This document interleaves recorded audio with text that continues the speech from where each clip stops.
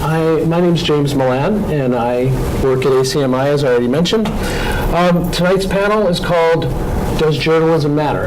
And I'm going to go way out on a limb and say that all of us here think it does, and probably all of you guys do too. So I'm just going to assume that that is the case. And we're going to talk about the many facets of why it does matter, both from a historical perspective and also looking at a number of contemporary issues that these guys deal with as professors and trainers of journalists, as practicing journalists, and as we all deal with as consumers of journalism. So some of the topics that we will cover, and this is not exhaustive, but we will get to all of these at least, will be the evolving relationship between journalism and democracy over history, the challenges that practicing journalists have faced always, and any that might feel unique to our time, if that makes sense to anybody. How has the training of journalists changed over time? What are the effects of technological changes on practicing journalists?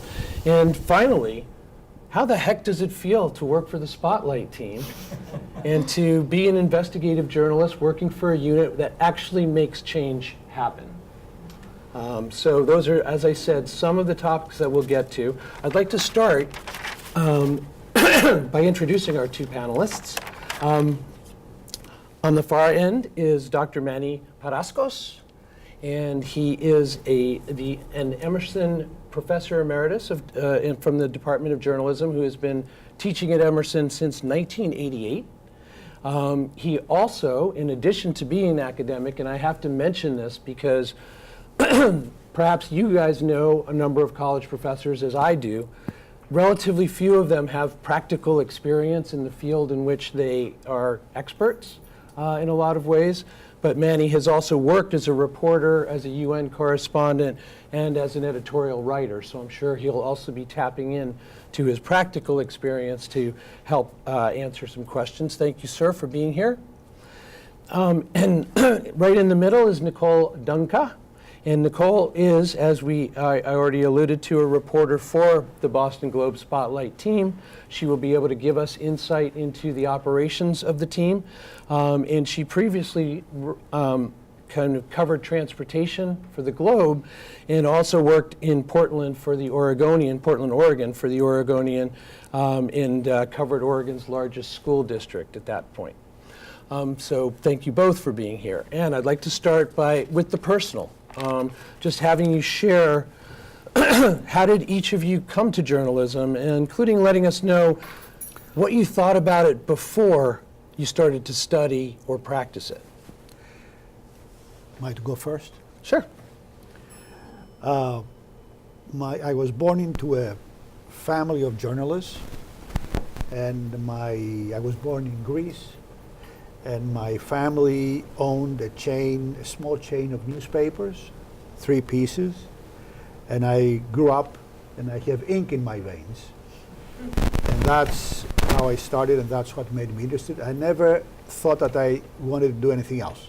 I spent all my vacation days there, all the summers there.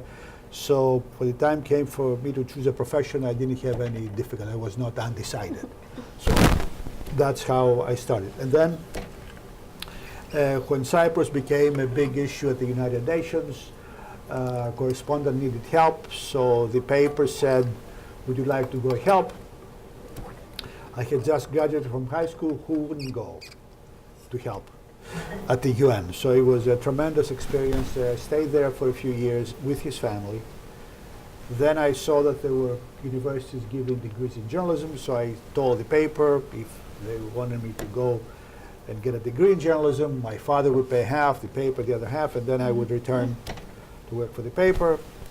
And then when I went to the University of Missouri School of Journalism, which has the oldest school of journalism in the world, 1908. And then when I was getting ready to return, there was a coup d'etat by a bunch of colonels in Greece, and everybody said this is not a good time to be a journalist in Greece. I said, okay, how long can they stay? A year or two, I get a master's degree.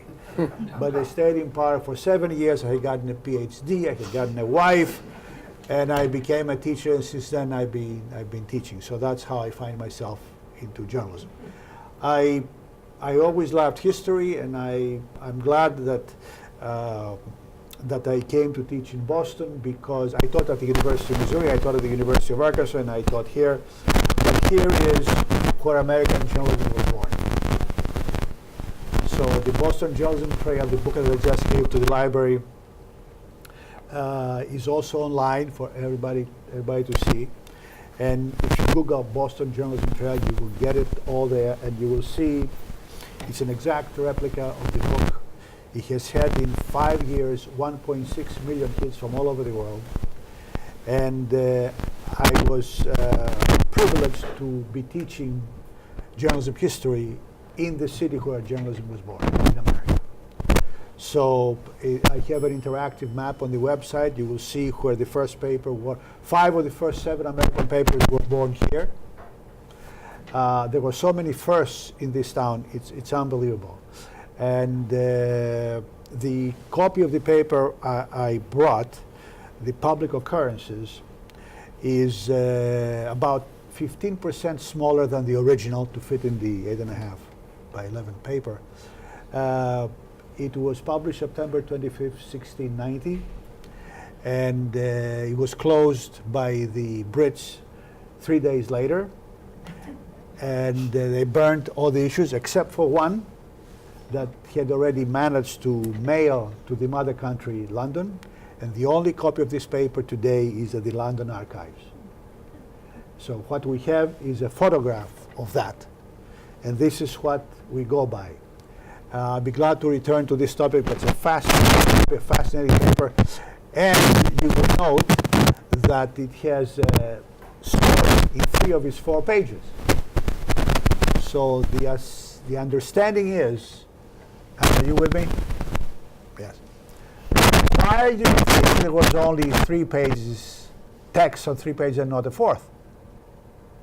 Too hard to print on the 4th page? No, they did not run out of fonts. They had plenty of stories. It was so that people can write their own stories and pass it on to the neighbors. And several other papers since then have been doing this. So the thing I have out there has text on 3 out of its 4 sites, and that's why. Anyway, I'll be glad to return to that.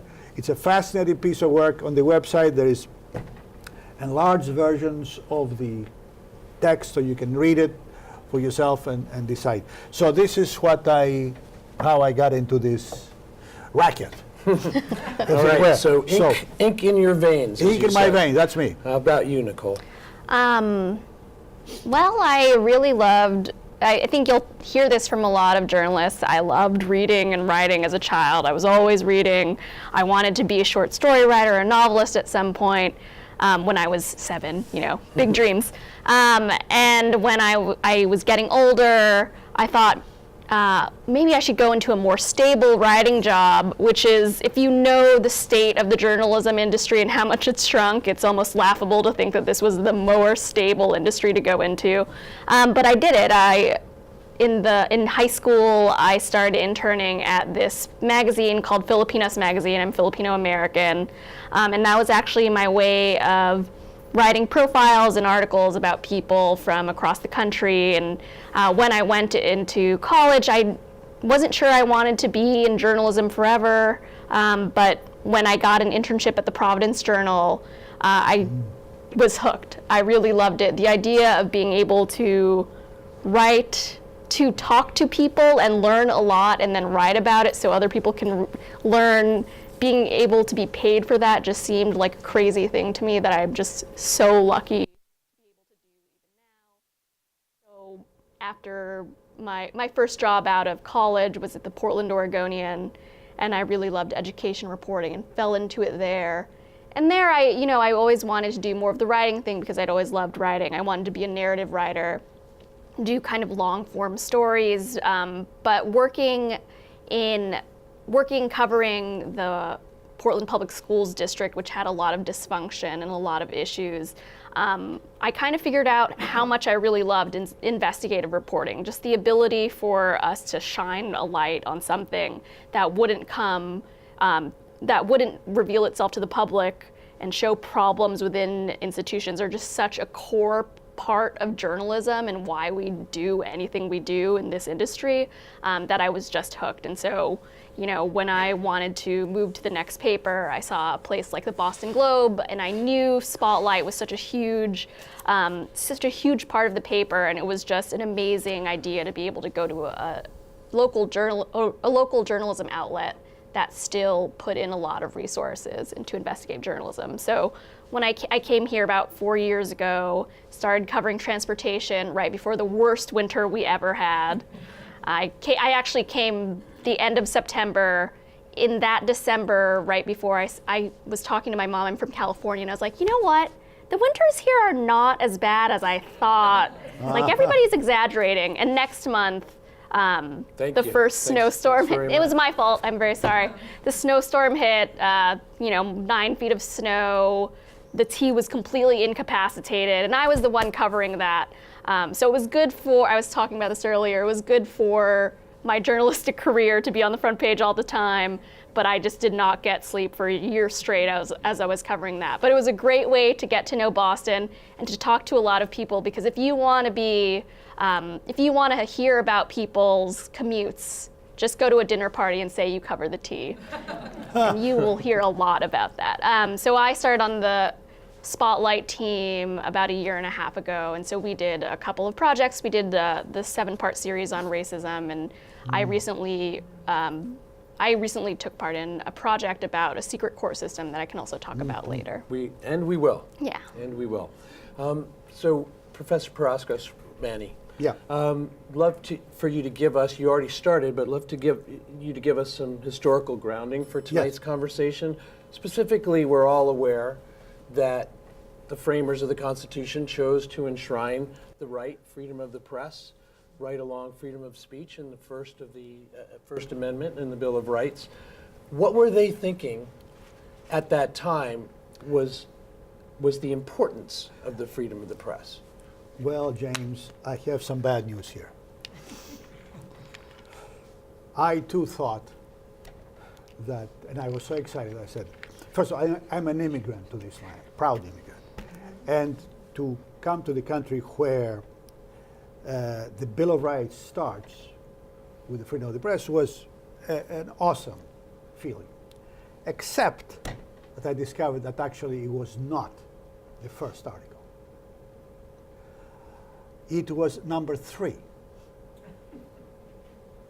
That was a little deflating after all this. So the first article of the Bill of Rights was how representatives would be selected. And the second article was how they get paid. These two failed to pass. Thus, the third item, I brought copies of this, became number 1.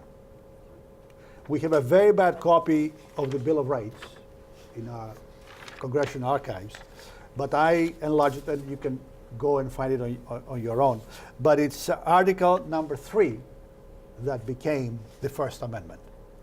So that's the bad news, James. It wasn't as glorious as I thought it was going to be.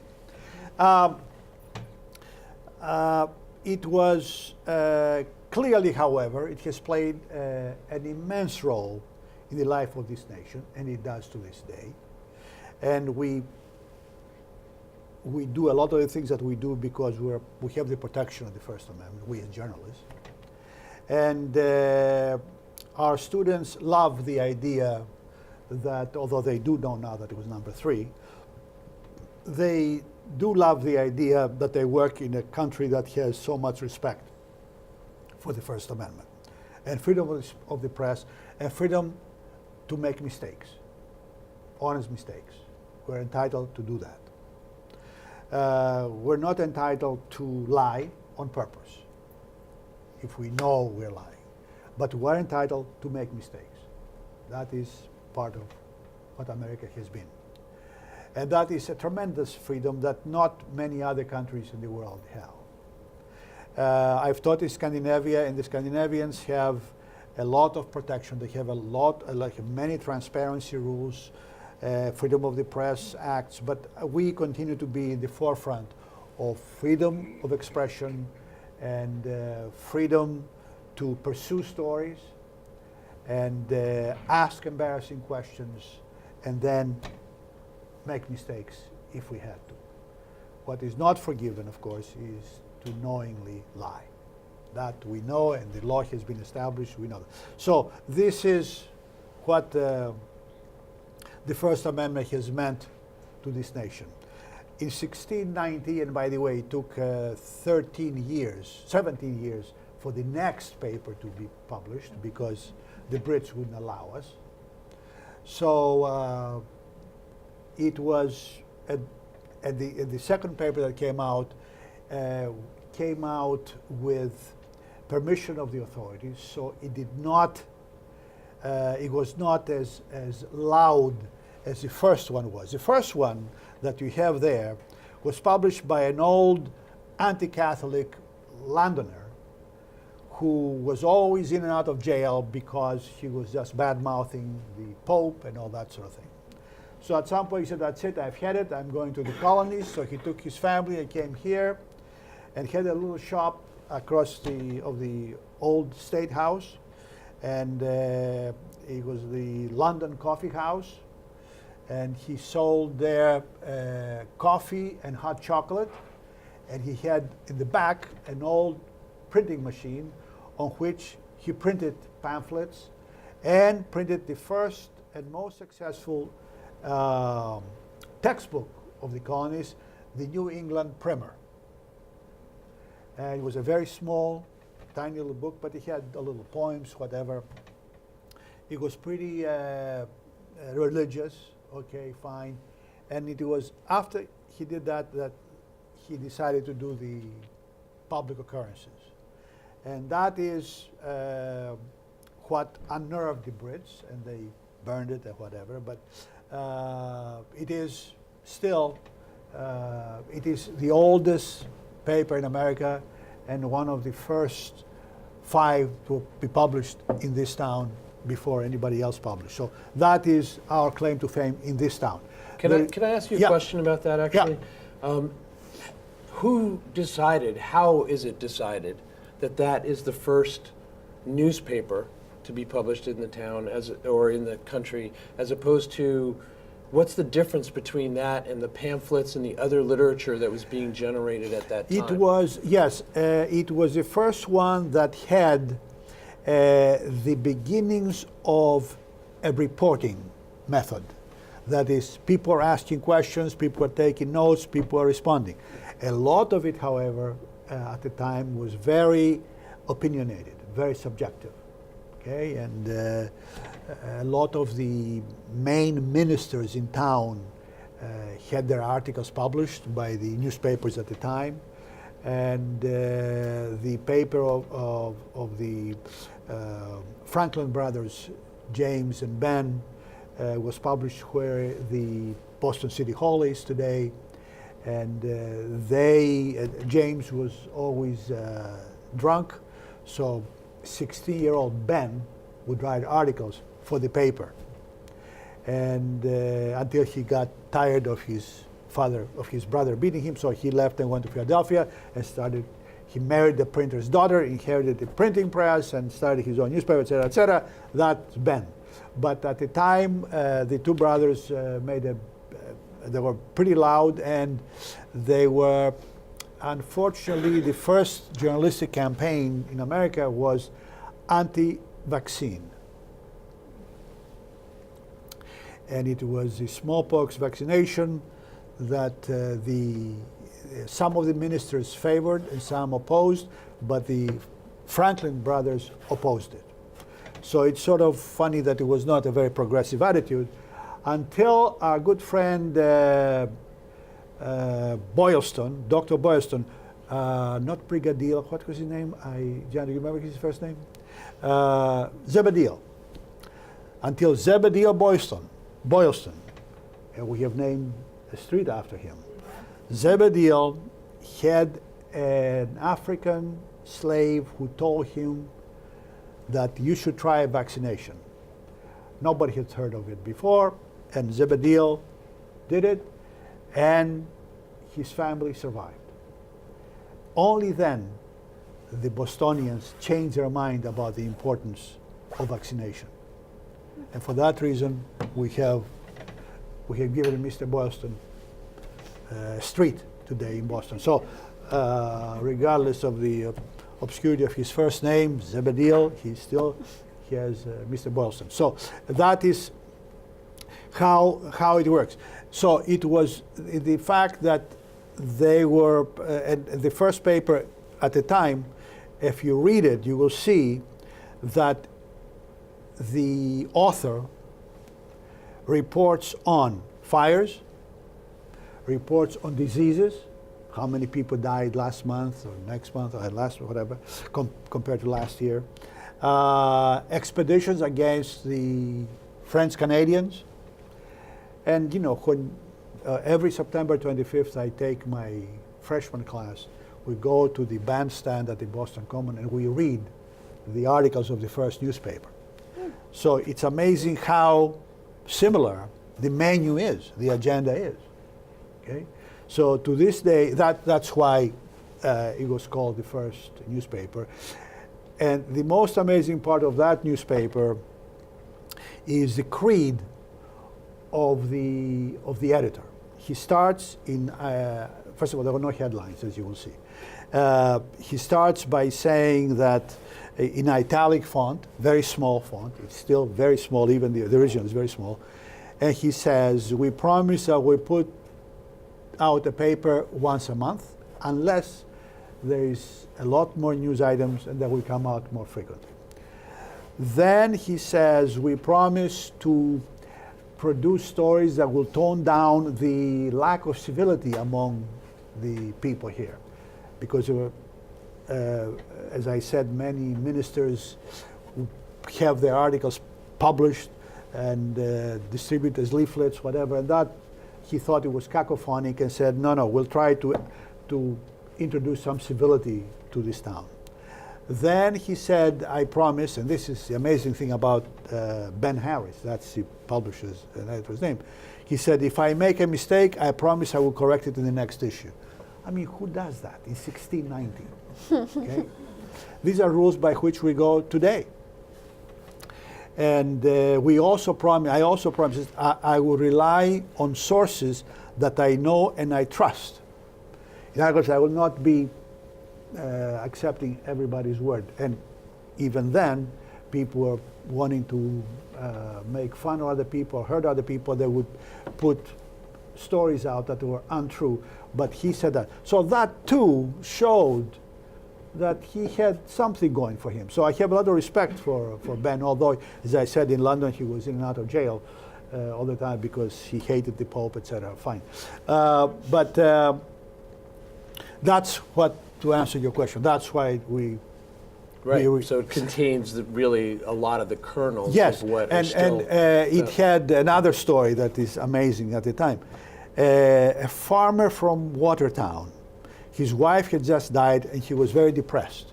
So before too long, he hanged himself in the big house of what do we call this? The big house in the barn. He hanged. So that became a news item for the paper. Okay, and that's also there. You will see it. I think it's on the front page. It's a very sympathetic look. It's a very morose guy. It's a pity that it happened, but it did happen. So the menu of items is not dissimilar. And the reason he got into trouble is, okay, first of all, he didn't ask the Brits for permission.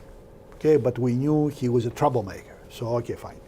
But he had an article, I think it's on page 3, where he said that the French king is sleeping with his son's wife.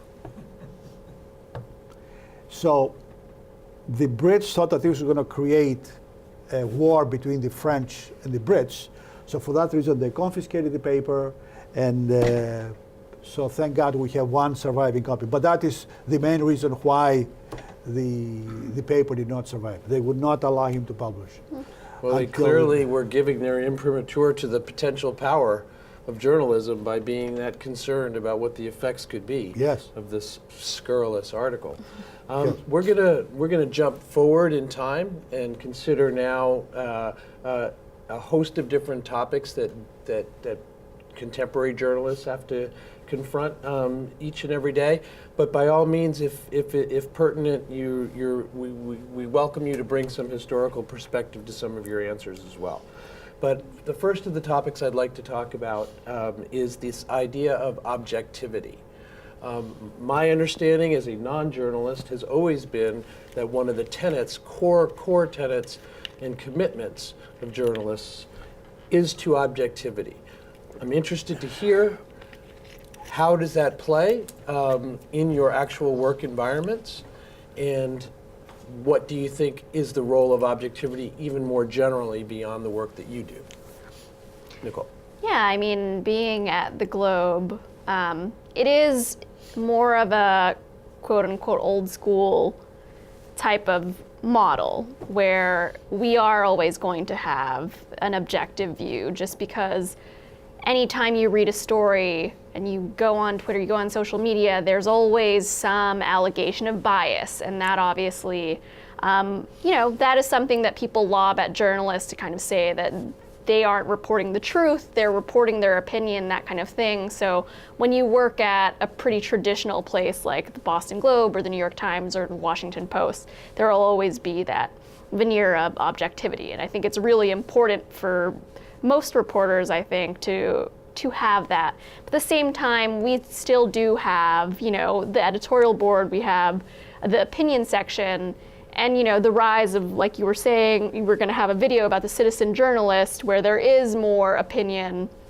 and I think you're going to see a lot more of that, just because those are, it's so easy to share your opinion, and it's so easy to actually show your bias, I guess, on social media and that kind of thing. But at least from my perspective, from the more traditional venues of journalism, we're always going to have just an objective kind of view, because it is important to tell your reader basically that I'm going into this topic, and I don't have a set agenda. I'm not trying to find. I'm not going to find for one person or another, for one side or the other. I'm just going to basically show you the facts as they are, and you have to decide who you support at that moment.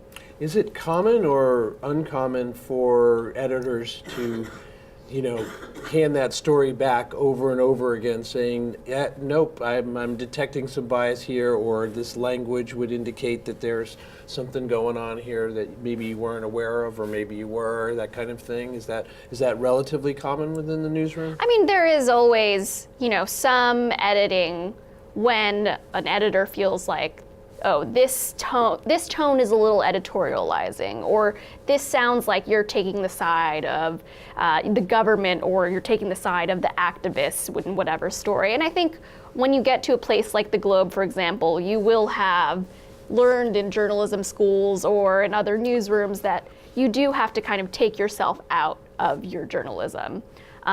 Especially when you're doing really straight news about politics or about, the city council or anything like that. People want to know the facts more than anything, and a good story, but they don't necessarily want to know what you yourself are thinking about that. Mm-hmm. And the issue of objectivity is number one in our agenda in journalism schools, and I tell students that it's written with gold letters in front of every journalism school's door. But then I take it all away when I say that we have to be honest enough to admit that we all come to this profession with our own who we are. So in a way, objectivity is a part of journalistic mythology. We know, you heard the reporter here, that we don't go in there with the idea that we're going to have to prove somebody right or wrong. One thing we don't do is send people out with an agenda, go out and find me dirt on this person or that issue. This is not who we are. This is not the training that we do. We send out people who must be honest and must be curious and must follow the lead of the story wherever it takes them. God knows they don't do this for the money. Okay, we're not in it for the money. We do it because we believe strongly that this is how we are to serve society. We have to serve the underserved, the weak, okay? And that we admit to, okay? And some people don't like it, but if we don't do it, who will? This is not easy to do, but what we don't do is we don't conspire. We don't set an agenda, as Nicole said, before we go out. This is not what journalists are.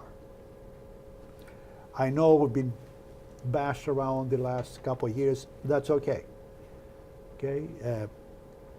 The saying goes, journalists are to comfort the afflicted and afflict the comfortable. So That's clearly you have laid out, both of you, in very stark terms what the ideal, what the aspirations are for all aspiring journalists or practicing journalists, and what you use as your moral framework. I understand that. But when you're doing the work itself, you must come up again. That must be difficult to find that place a certain amount of time, or to adhere to that if perhaps your own sympathies are in fact engaged, etc. Wondering if either of you, maybe starting with you, Nicole, whether you could share with us an example or two of a time or a kind of situation in which, you know, it's tough to hold on to these core values. I mean, there are many cases. I mean, I would say that being on the spotlight team is kind of interesting because you don't necessarily have a set agenda, but you very much present stories where there may be a good guy and a bad guy, so to speak. You know, when you think about the story that Spotlight is most known for, the Catholic Church and, you know, priests and sexual abuse, or who were sexually abusing victims, you know, there's not really a way to go into that presenting the story as a he said, she said, or as one side being as given the same platform as another. So in some ways, you do have to do that kind of due diligence in terms of saying, who deserves, who do you believe? Your adherence is to the truth more than just, objectivity is very important, but the biggest thing you need to give to the public is the truth and the facts, and you need to lay them out to make sure, you know, who are you paying attention to, who has the platform, and who's trying to, you know, basically spin you. And that's something that I have to deal with all the time. People saying that's not, what you're reporting isn't going to be correct because they're trying to get out of a situation where they look bad. And so in those ways, you're still objective, but you still have to present the truth of the matter and how you see it's actually true. Well, and I think many of us have had the experience of reading our newspaper, or perhaps even listening to interviews on the radio or something like that, where it seems clear that the person who is being quoted here, the subject of your interview, for instance, or one of them, is evading the issue or is in some way kind of trying to pull a fast one in a sense on you. How do you deal with that when you're actually putting it down? That's the only quote you've got, right? Mm-hmm. And so you're going to include it in your article, I would imagine. How is it that you deal with that in a way that leaves you being true to these principles of the truth, mm-hmm. While also, you know, you can't editorialize right. in the article itself? I mean, you really got to trust your readers, and that's kind of one of the best things I think about working at the Boston Globe, where if we put the quote of a company spokesman who their company is accused of wrongdoing and they're obviously evading the question, you have to trust that the public sees through what they're saying. And in that way, when we publish that, they know exactly what they were trying to do. We give them a say because that's fair. That's what you would want as anybody being in a newspaper article. I always say that I'm never going to surprise you with what you see in the paper. If I do a 6-month investigation, I'm going to go to your company, to you, and say, this is what we found. What do you have to say about this? And we're going to put in a lot of what you say. And then you kind of have to leave it, it's a little bit in the writing, but you also have to trust your readers that they know, what the true facts absolutely are. Correct. Yeah. What I tell my reporters is if somebody gives you an innocuous response that doesn't really answer the question, you ask it in a different language. And maybe the third time you say, perhaps I didn't make myself clear. Let me ask it this way.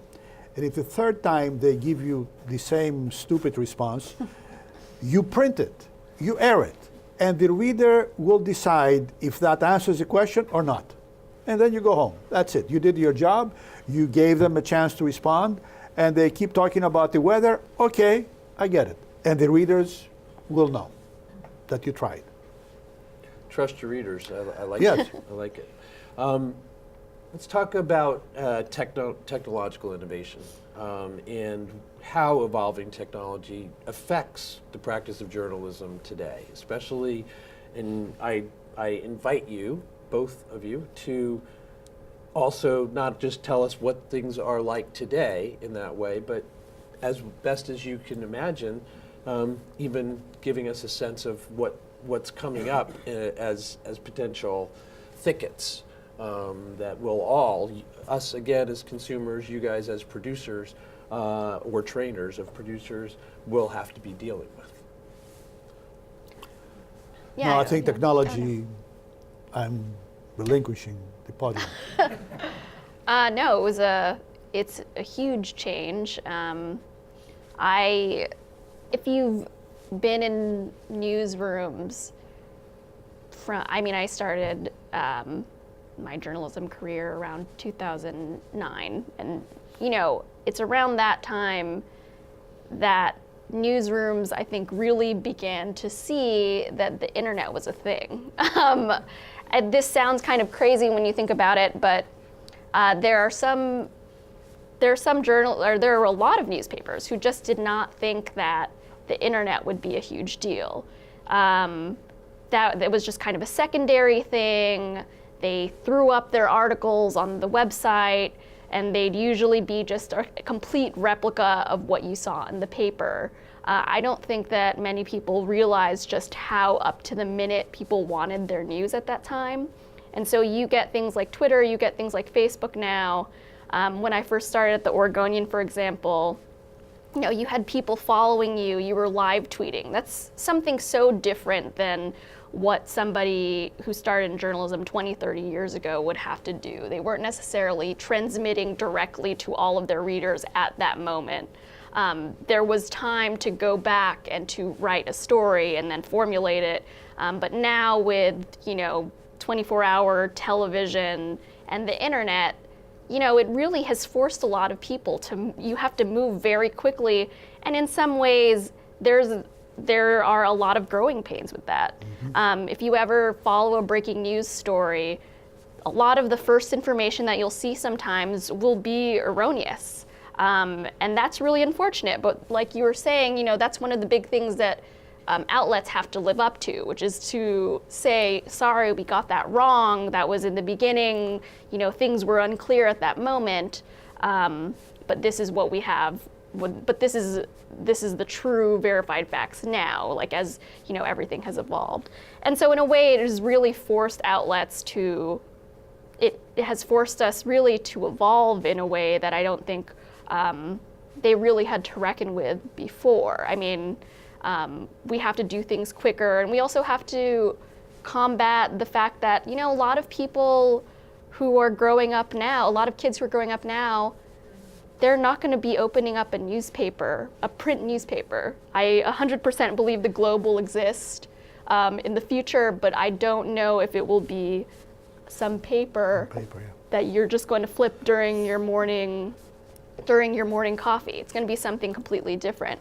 And in that way, we are forced to kind of reckon with and think of what are the best ways to capture our audience and for them to continue subscribing to us. And for a while there was a lot of fear, does that mean the Globe is going to just publish listicles about the most or the prettiest cats in Boston? Like, this is actually how people were worried about the internet. If we are beholden to clicks and how many people see us on the internet, are we going to do less or worse journalism? And the thing that we've actually seen with our metrics that we actually are able to see is that people really love the kind of journalism that we really love to produce. So even though we have to do a lot of those quicker hits where we have to tweet out things or we have to put up stories on the internet a lot quicker, there's still value in the 5,000 word piece if it's very well written, very deeply reported. If there's a really good story, people are still going to read that. But in the future, are we going to have more video? Are we going to have more interactives? Like, those things are up in the air and questions that we still need to reckon with as a news industry. Well, you just cited this inherent tension, this conflict between getting things done quickly and doing your due diligence, getting things done accurately or thoroughly. How is that playing out in terms of the pressures that you feel as a producing reporter? Are you getting the word from on high that you need to lean one way or the other there? If it's you need to go with quick and then apologize later when you get it wrong? No, that's very bad. No. Luckily, I think that a lot of outlets, you'd rather get it right than Correct. get it first. Yes, and wrong. We respectable media in the United States, and primarily this refers to newspapers, the main newspapers of this country, rather have it be second and correct than first and wrong. So that the technology did that to us. It made it very tempting to go first and then apologize. That is not what the top media of the country do. The second thing technology did is upended the business model of the industry, and especially for newspapers, it has been bad. Newspapers to this day have not been able to come up with a business model where they can make money as much as they used to. They used to be a very profitable business, no longer the case. And now the work that Nicole does every day is almost distributed for free. Well, this cannot continue. Okay? So all of us in this room need to be prepared to pay. Journalism is not free. Quality journalism. Okay? They have a whole team of people working to give us the news accurately, truthfully, and keep their eyes open 24/7 to get stuff to us. Well, that cannot be given for free to everybody. Yes, we know there are people out there who steal news stories and put them up. Okay, we know that people pretend to be journalists, etc. We know all that. I mean, that's another thing, technology. Everybody's a journalist. Well, not so fast. Okay, that's not fair. And it's up to consumers to discern and see who is playing games and who is a reporter who works hard and tries to bring you the truth accurately, fairly, and quickly. But it's not easy, and it cannot be for free. So that's the problem with technology these days. How do you, I don't expect that you guys are going to have the answer to this. Well, you don't know throw that. this out to the audience. We solved this crisis. But how do you take something that has been free for a certain number of people for a certain amount of time and offer that same thing, but now you're going to make them pay for it? Well, are you asking me a marketing question, or is it a? I'm because just wondering, again, you're saying that, and I believe you, and I'm actually willing to open my own checkbook for this purpose in the future. Okay, give me your name but and we'll talk. Yes, But you're saying we're going to have to pay for this. correct. And this, I believe that you're talking about, is the information that we are getting from newspapers and news outlets now. For a lot of people, that they are getting that information for free, and now you're going to ask them to pay for it. Mm-hmm.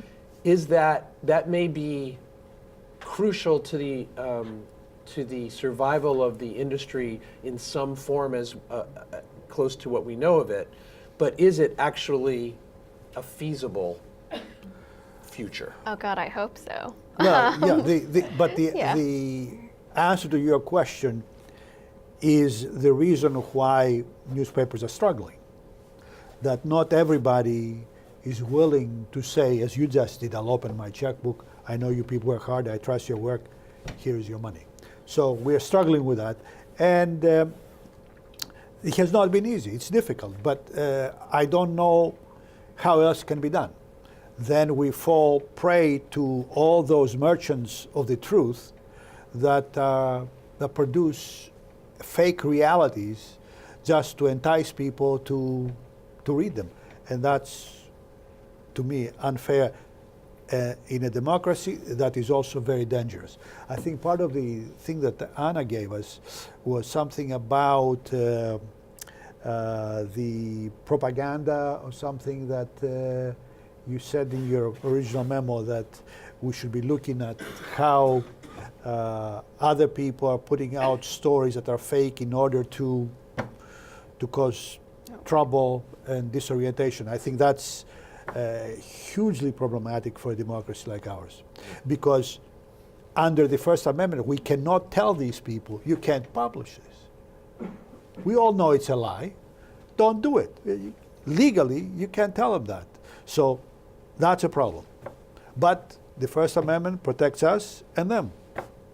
You know, you said, Nicole, I hope so, you know, and Yeah. That's very understandable, especially given you're nearer the beginning of your journalism career than the end. And so you, I assume, for any number of reasons, want this to be able to continue going forward. I am wondering, though, among your peers, among those who see themselves practicing journalism for decades to come, if it's viable, how much of a sense of concern or paranoia about the future is there? I mean, you've already seen that in a lot of ways. If you actually go into the industry, there is a generation that is actually kind of missing, because a lot of people left during the recession, and there were lots of layoffs. There's still lots of layoffs at local outlets, and so there are, you know, people who are in their mid-40s or so. A lot of them left the industry, and they're actually, the public relations industry, for example, has grown exponentially as journalism has continued to shrink, and that's a very real problem that we all have to contend with. But what you kind of get into, and you alluded to this, is we're really not in this for the money. I mean, the people that I know in journalism are so passionate about journalism that they can't think of anything else to do. Like, they love this stuff. I love this stuff. If you wanted to go into it for money, this was just not the right place to go. In one of my last classes I taught at Emerson, I asked my freshmen, say, why journalism? And it was a 40 student class, and 30 of them said, because somebody needs to protect the underdog. Somebody needs to do something for those who are weak and underserved. And that was song to my ears. There were some who said they're going to do sports. Okay, fine. But nobody said, I want to do the Kardashians. Okay, day in and day out. Okay? And I said to myself, well, this is a good time to be getting out, to be retiring, because here was a generation, kids from all over the country, from all sorts of backgrounds, rich, poor, Latino, whatever, all sorts of people. And they had it in their heart to say, That's why I want to do this, because I love it. This is how I choose to serve society. Clearly, I'm not going to do it for the money. Okay, we know that. But somebody needs to keep an eye on those who have the power. So that's where we stand. So as two folks who are steeped in the world of what you referred to before as respectable journalism. Correct. And I would certainly agree that the Globe and, Yeah. and other papers already cited are examples of that. And you're clearly producing students who are going on to be journalists at these kinds of papers. What is the view from the inside of respectable journalism of the assault on the credibility of those exact same outlets? Because, of course, our president and many others have taken up this idea that anything that is unfavorable is fake, and they're throwing that out there, et cetera. How are you dealing with that from the inside? Not very well. On the other hand, he and his people are free to say whatever they want to say. I'm trusting that the American public will understand, will know the difference between what that kind of thinking is and where we come from. It's not easy. It has been very difficult, but it's something we have to put up with. Now, are there strategies? I have some ideas for strategies, but I don't want to. I want to hear what Nicole says about this. I mean, it's unfortunate, but at the same time, I think now you see an appreciation for journalism in a way that I haven't really seen before. And I think there is definitely this drive for people. I mean, you guys are coming out to support journalism in a way by being here. I see that there's a lot of people who my age, you know, who I didn't think would eventually pay for the New York Times, for the Washington Post, for the Boston Globe, and they're paying because they know that there is a difference between news that you get from a reputable website and a meme that somebody shares on Facebook. And I think you're going to see this all the time, that you'll just have more people who realize that you do have to pay for the kind of news that actually matters. And I mean, journalism, you know, presidents have tried to say that, you know, the things that are printed about them aren't true for years. This has always been going on.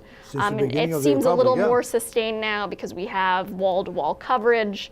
But I think in a lot of ways, you will just see more people appreciating, you know, good, true journalism in a way that will sustain us. It's not going to be easy. Anybody who says that they have the answer to saving a newspaper, I am not convinced that that's, you know, necessarily true. But we do see it in, you know, when we have subscription models, we are getting more subscribers, we are getting people to actually support our newspaper. But the business model, the way that it looks, is going to be different. But people are always going to need their news. And I think if you look at our metrics and what actually draws people to our website, what actually gets people, you can see how long people actually stay on the page and what they actually read through. It's the kind of journalism that we care about and that we think is important to the citizens of our, you know, of our city, of our country. Great. I've got one more topic that I want to discuss at some small length, which I think it will be of interest to everybody. And then I wanted to let you guys know that we'll have about I would imagine 15 to 20 minutes for your own questions to Nicole or Manny. So if you've been patiently waiting to be able to ask one of those, you'll soon have the opportunity. So with the time that's left for us in this portion, I wanted to ask a little bit more about investigative journalism, and particularly the Spotlight team to be specific. And some of the questions that I have, and you're welcome to take them in any order or just describe what life is like within the team, have to do with how does this team operate? Who you know, is it a fluid bunch of characters, or is it a stable team for some period of time? How are topics selected? And then how do you see your role, particularly after publication of one of these big front page stories or exposés, really? Begin anywhere you want. Yeah, I mean, so the Spotlight team has been around since the 70s.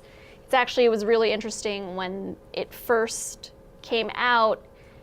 They wouldn't even they would just say by the Spotlight team. You wouldn't even have the bylines of the individual reporters. That's how undercover they were. And our last building, and you kind of saw it in the Spotlight movie, if you watched it, they were an entirely other part of the building than the regular newsroom, because they really wanted things to be under wraps. They wanted to be undercover and just make sure that they could investigate things without everybody knowing what they were doing. Now it's a little more different. We're up in the regular newsroom. We're not shielded from everybody. And in a way, I really like it because, there's 6 people, including the editor. And so we'll often be working on one story, but somebody else, like maybe the beat reporter, a beat reporter is the person who covers a particular topic. If we were going to do a big piece on healthcare, the healthcare reporter could come work with us for about 6 months or so, in a way that we can use that expertise that they have been building up, and they could help us with this bigger project. And it is kind of fluid, like you were saying. There is kind of a rotating cast of characters when we're deciding what to actually tackle. And in a lot of ways, what we decide to tackle are the stories that we think, that take a lot of resources, take a lot of manpower, and that you wouldn't be able to do if you were covering, 1-2 stories a day, which is not at all unusual for a reporter at the Globe. So that happens to be, we have a lot of meetings. We all go out and we try to find some of the topics that we're interested in, and if we feel like we found a topic, for example, we talked about racism in Boston. We had that topic it was suggested to us, and so we all got into a group and we went out on different kind of strands of exploring race in Boston and decided, is this something that we think that the Spotlight team could do? And eventually, after meeting, we would say, yes, this is something that's really important to our city. This is something we have to look into. And it's important here to talk about the editing process. No reporter's story gets printed without being seen by at least an additional, perhaps 2 or 3 other pairs of eyes. Okay? So even if that reporter comes from a background that is sensitive to topic X, and that shows in their writing and their interviewee selection, et cetera, all that of which makes sense, there will be another pair of eyes that will question that and balance it so the final product is devoid of all possible bias. We know what's going on, and we try to make sure that what the reader sees is a product that is truthful, honest, accurate, fair. Okay? So if I can replace objectivity with one word, it would be fairness. Okay? We know we can't be 100% objective but at least we have tried to be fair. No story gets published without being seen by 2 or 3 pairs of eyes. And if we do have information that makes somebody look bad, okay, that person who looks bad will be asked to offer his or her point of view. So nothing will be printed from one side only. That is 24/7 in all respectable newsrooms in the country. So that's something else to keep in mind. Mm-hmm. Yeah, I just want to follow up a little bit on what you were saying. What you describe is a process that sounds to me like it is elongated, especially within the general world of day-to-day journalism, as you have already described it, especially with changes due to social media and the internet, et cetera. So it sounds like you're saying that takes a little while for a topic to be identified, then takes a bunch of field work from the whole team to determine whether there's something there, and then you have to proceed forward with the actual work of right. That will result Reporting, in the yeah. series. Yeah. that seems to, again, fly in the face of a lot of the pressures that you've already described that are at work in the world of journalism today.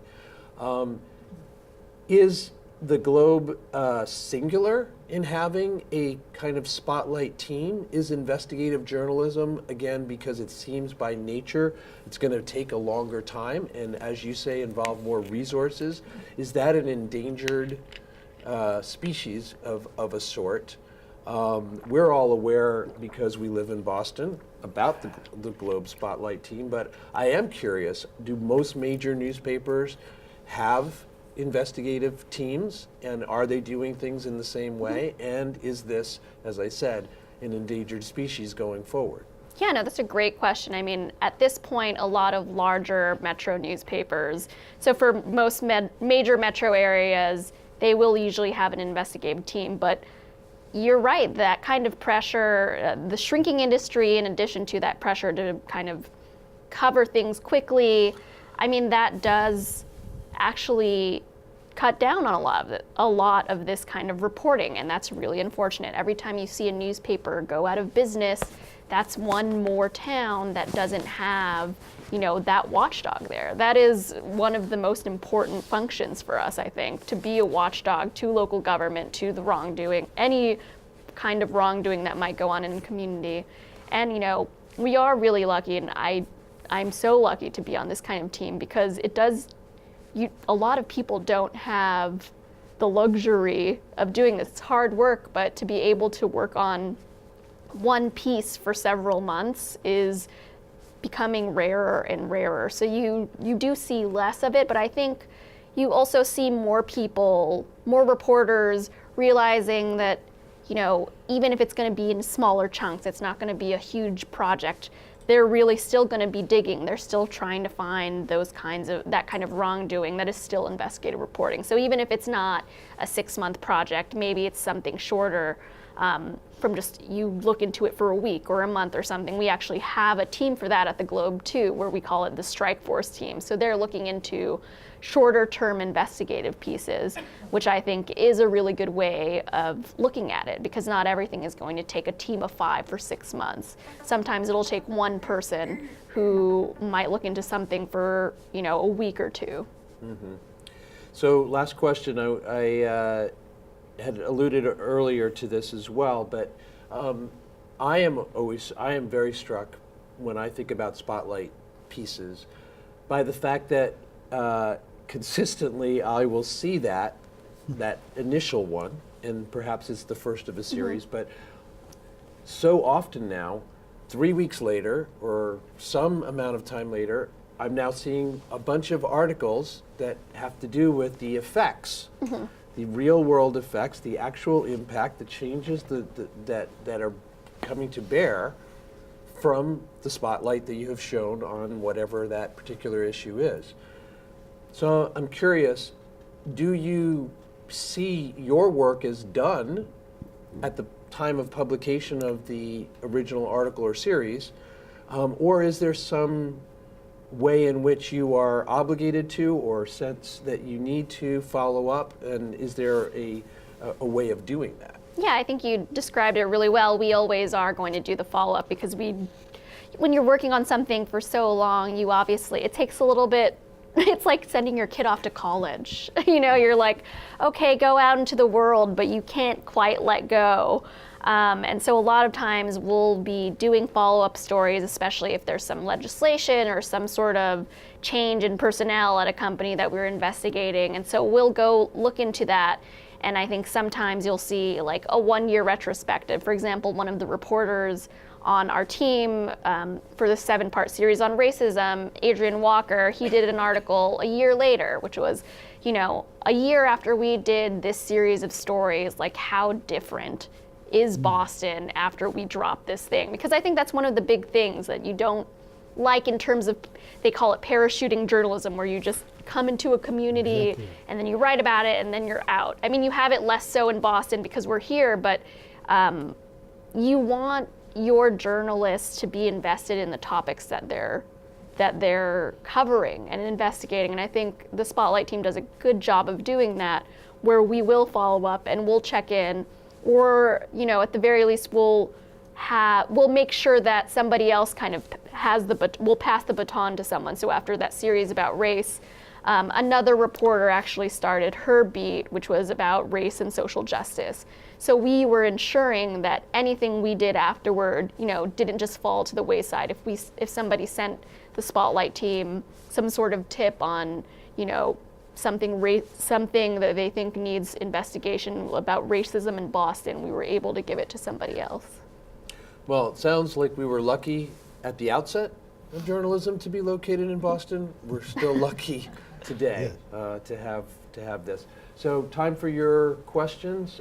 Anybody from the audience, just raise your hand. And Mr. Whitman. Thanks very much. Really interesting, both of you. Much appreciated. I'm curious about your thought about a possible business model for journalism going forward.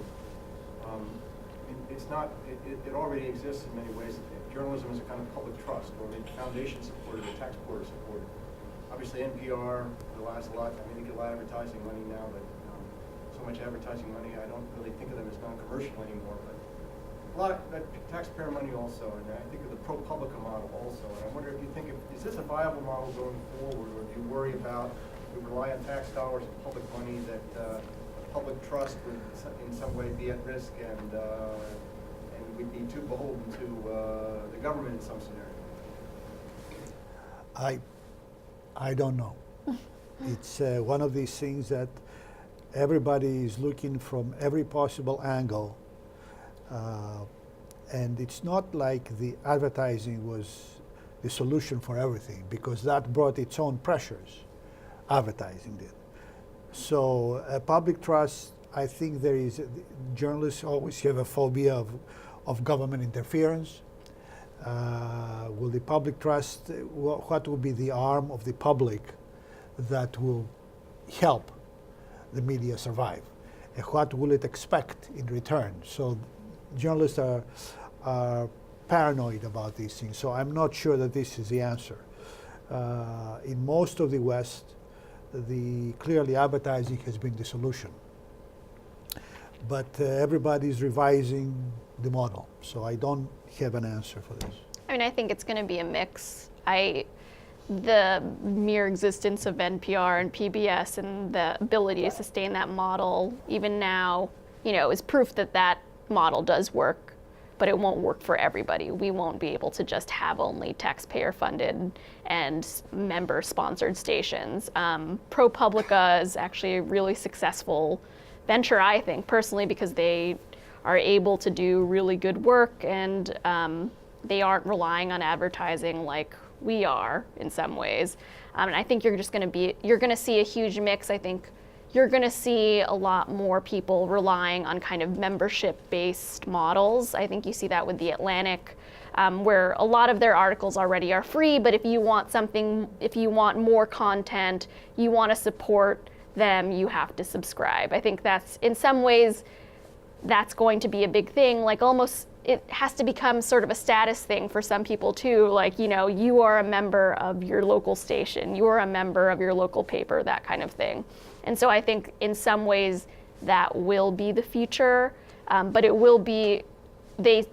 we have to find other ways to sustain it. And ways that are going to be, not detrimental to the public. Like, if you see the way that some internet companies use personal data to become profitable, like that, obviously, if you're going to be a news organization and you do that, that just doesn't seem sustainable to me as a kind of a watchdog in the community. So we're going to have to find different ways to do that. I want to thank you for coming, first of all. What does it look like to be a responsible consumer of media these days? Great, yeah. What would you tell a young person about how to look for news? I mean, you're from the Boston Globe. What does a healthy diet of information look like to you? No, I love that question. And, sometimes I talk to high schoolers and younger classes, and, part of what I tell them is, check your source. It's like anything, make sure you're getting your information. It's almost like check your sources the way that a reporter should. you shouldn't just believe Absolutely. everything you read on the internet. So you should click that link. You shouldn't just believe that headline that you see. You should click the link, see if it goes to the right site, read through it and discern for yourself. And I think a little bit is also education. I think there's going to be some component of that in the future where we are going to have to teach people about news consumption, especially when we think about the ways that propaganda has become a very big part of some diets of various Americans. I mean, that's just what's happening and what we see, and we have to be able to teach people to be responsible about what they're reading. If you don't check your sources, you're bound to believe stories that are not true and they're out there just for the purpose of confusing you. That's a big problem.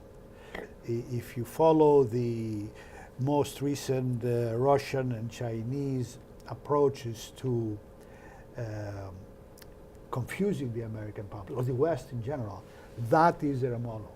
In other words, they're throwing out stories that are totally made up. And some small medium, that happened in the story about AIDS back in the 70s, that somebody planted a story in a small Indian newspaper that the virus of AIDS was invented by the American CIA in a lab. Okay, fine. Next thing you know is most of Africa is picking up on that story.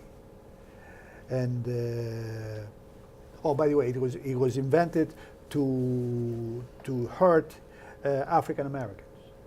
So the whole of Africa now is focusing on this story, which was completely made up by who nobody knows. They think it was some sort of a Russian interference here. And next thing you know, we are reporting, Dan Rather of CBS says, an Indian newspaper reports that, so all this, and this is all, by the way, documented, it's all online, you can see how it evolved.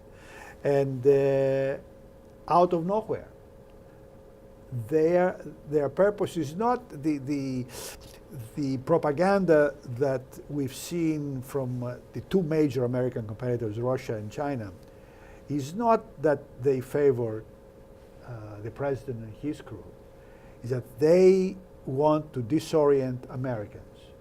They want to undermine the system. They think that we have too much power, too much money, and we have had it for too long, and they want their share. So the best way to deal with America is to disorient the American voter. And that clearly worked. And now we're following, now we are more aware, but an educated public is the only way to survive this. How much is, I'll get to you in 1 sec, how much is media literacy a part of what you need to teach your students at the college level? Oh, it is. It is a main part. It's a big part. There are courses in media literacy that address this issue. There are courses on interpreting the internet, and you're supposed to, it's not very difficult actually, you're supposed to be aware, you're supposed to be a wise consumer. And if you see the toothpaste at this store selling for this and the other, how can they do that? Is it the same toothpaste, or is it something in the small print as well? The font looks the same. It does say Crest, but it spells it differently. So this is the kind of thing that, yes, you're supposed to be aware.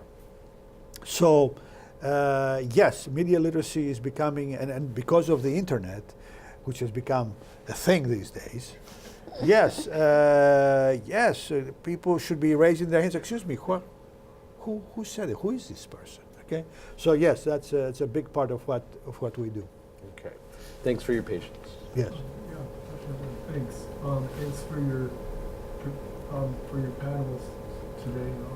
My question involves, I walk through the break room at work and I see the news, and on the news I see some regular prevaricators, just every day changing his story, or her story.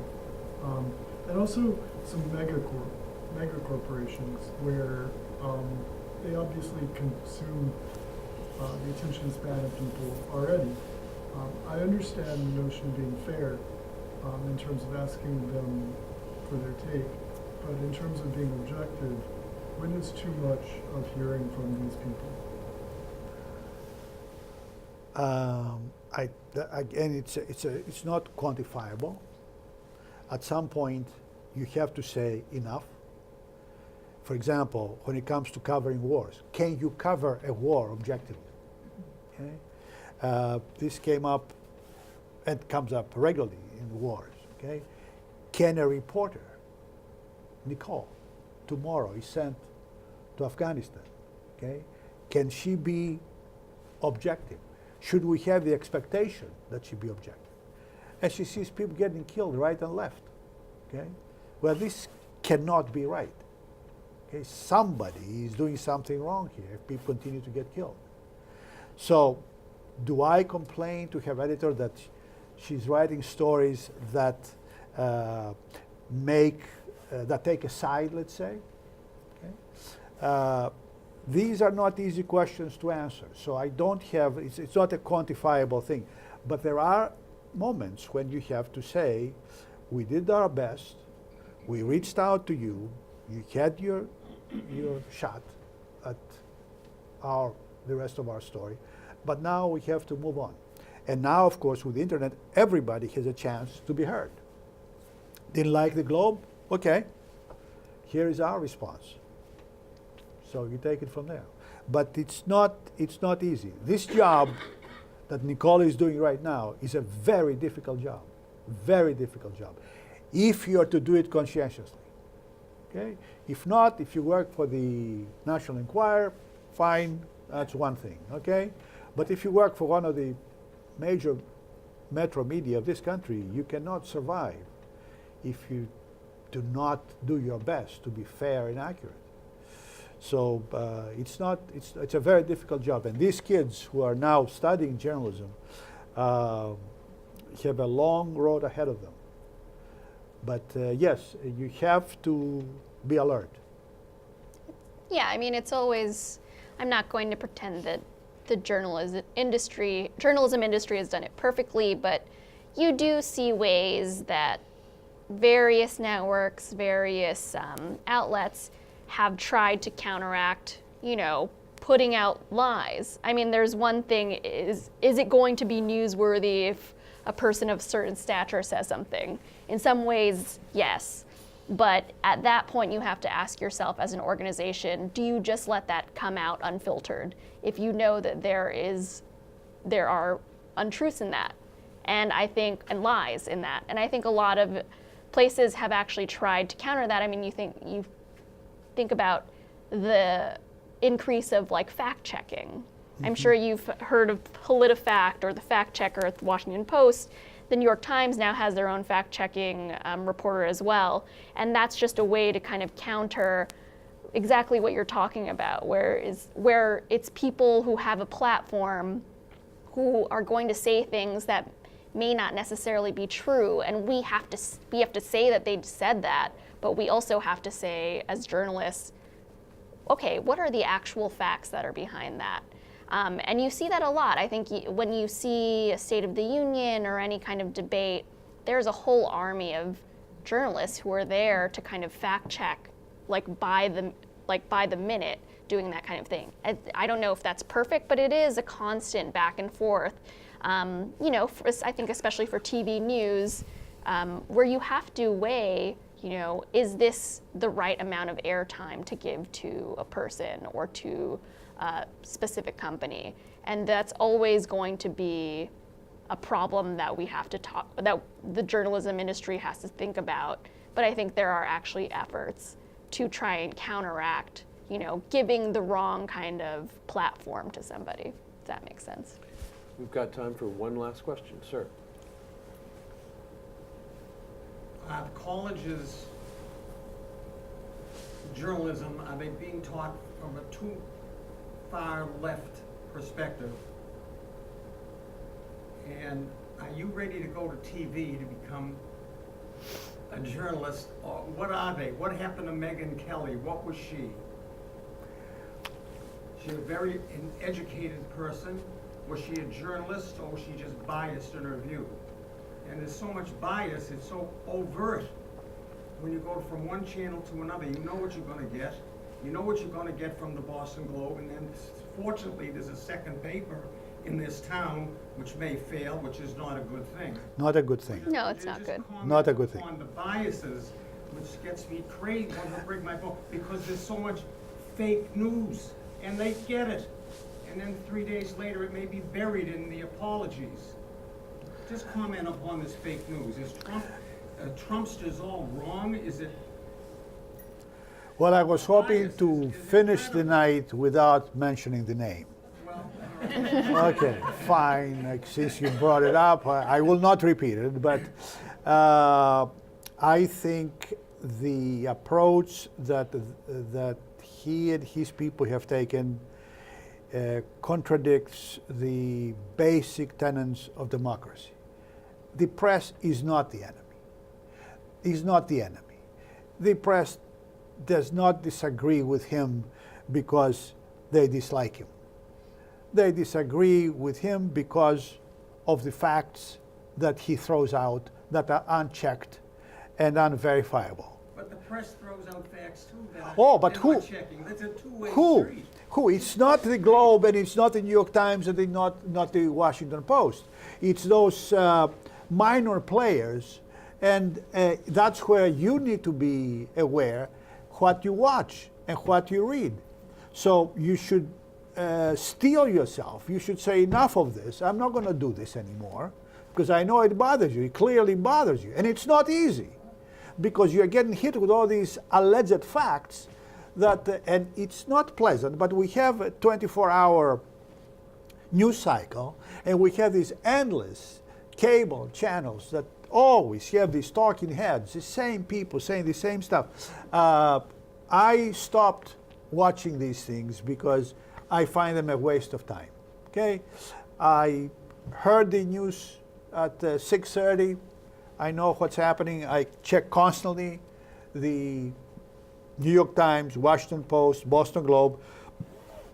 I think I'm informed. And the rest of it now, these commentators, these are not news people. The commentators are not news people. They are paid, they get paid for their biases. Fine, okay? Just don't let me be part of it. I was an editorial page editor for a dozen years, and the best compliment I was paid was from a lone lady who told me that this particular editorial was very biased. And I said, thank you, lady. They pay me for that, for my biases, okay? But that's a different ballgame. Now we're talking news, yes. Can I just take a form of what he was asking and put it this way? There are lots and lots of people in this country who, if they hear the Boston Globe, the New York Times, and the Washington Post, they're going to assume that those people may be practicing respectable journalism, but they're coming from a particular point on the political spectrum. Yeah. So because you would know, what are good examples that you respect, that others within the universe in which you operate respect, that are presenting things from a different perspective, perhaps, from a more conservative or further to the right than these are perceived to be, but are respectable, Absolutely. doing good, serious Wall work Street that Journal. we can pay attention to? The Wall Street Journal is not a paper with which I agree with editorially, but they have done a terrific job in covering the news and finding hard stories to do and documenting those stories. So there are media that you can consume that if you're bugged by the liberal point of view, and I know you asked, are people getting trained by liberals? It depends. Do you think I'm a liberal? Well, you're a professor at university, yes I do. You Yes, do. sir. Especially with what you read every day. You haven't talked about the Heritage or Rush Limbaugh or Fox News at all. I haven't heard them here tonight. What- I respect you. What makes you Absolutely. think? And is being liberal, is that bad? In the day where it's going in this country, yes, sir, it is. Okay, and what exactly from what I said, other than my profession? Because you're a professor. Yeah, well, but you already, you classified me as something that I may not be comfortable with. So I think even those of you who have that mentality need to double check where you're coming from. Well, I respect what you're. No, I understand. I Greece, understand. I understand that. But that you come and thank God you're in America now. I know that too. Yeah. So I'm not. It's not personal. I don't take it personally, but I think it is not necessarily bad that these kids learn from people like me, because I admit day one that I come with a certain baggage. Okay, I grew up this way. I believe in these things, etc., etc. So, but we all do. We all come a certain way. Okay, we already went through this earlier on about our ability to be objective. Okay, on the other hand, there has to be a role for this system that we call mass media or press, that if it has any role, is to give coverage to those who are ignored by society. That's who we are. If you call that liberal, fine. But it could be that it's you tomorrow that needs some protection, some coverage. Who is going to give it to you? Not the powerful. Couldn't care less about you. Well, I'm not going to rely on the government. I know that. Fine. So who is left except us, the media? That so it appears that they're untrustworthy these days. well, there are I mean, people. That's what the people are saying, not just me. It seems to be untrustworthy. Yeah, we've only got a minute. Yeah. No, I'm okay. sorry. It's okay. It's okay. Any final words? Subscribe to the Globe.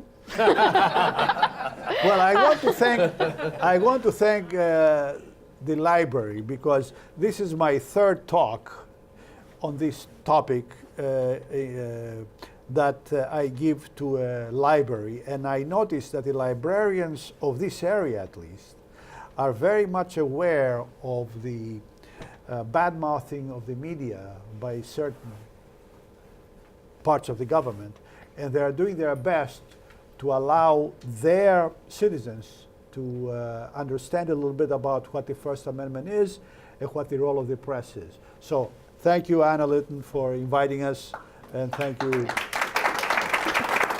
Well done. Well done. Oh, can I add something very quickly? I know I said it as it wasn't a joke. If you don't subscribe to the Globe, subscribe to something. Journalism is so important, and it's all an ecosystem, and in a lot of ways what you get from a national media outlet, they will be feeding off something that has come from a smaller outlet, a local outlet, and maybe the Globe or the Herald or whatever you read is also getting that from the Brookline tab or something. So it doesn't matter where you're subscribing in a lot of ways. I just hope you do support journalism, because we're doing this because we care and because it's really important for democracy. And so thanks for showing up. I'll say one thing, that I had a saying on my door for as long as I remember being a professor. It came after the Nixon and Pentagon Papers, when the first judge to see the Nixon case against the press, said that those in power need to understand this, that an obstinate press, a ubiquitous press, must be suffered by those in authority in order to protect the people's right to know.